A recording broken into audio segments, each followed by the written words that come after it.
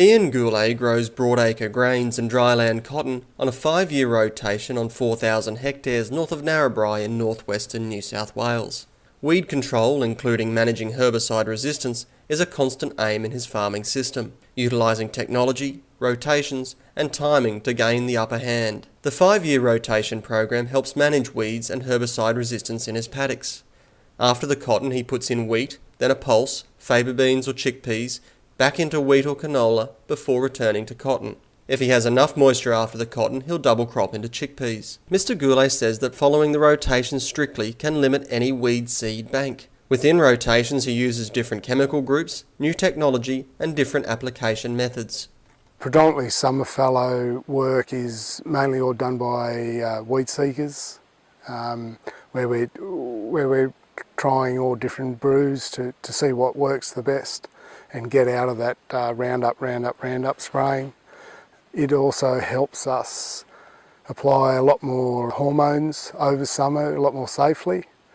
So we seem to be able to manage our spraying within our own farm with growing dryland cotton and not getting a lot of drift. So basically what we do, we'll hit it with a hormone through the cameras and a mix of other chemicals at a lower cost.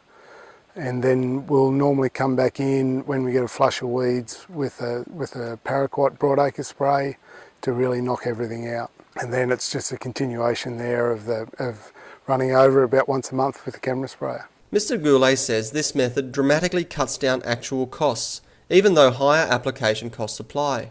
Because he's using 5% of a normal broadacre spray, he can use more expensive and effective chemistries. Moves your dominance away from your main groups and allows you to use other groups with other attributes to control some of those weeds, especially when you get into some of your resistant weeds where you can put residuals down in certain areas over the paddock where you've got your weed problems and not do a broadacre spray, which can get very expensive. Mr. Gourley says his weed management strategy has evolved as new weeds have become problems. Keeping an eye to the future, he uses the different rotations and strategic cultivations after the dryland cotton.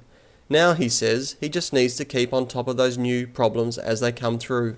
If you get on top of those resistant weeds, then it's an enormous cost saving, because if you've got to go to a full cultivation system every year or full blanket sprays, your fallow costs can just blow out on you and then not much is profitable after that. So once keeping a good early control of those weeds, which our system seems to not do a bad job on at the moment, is certainly allowing us to be a lot more profitable than what otherwise we would be.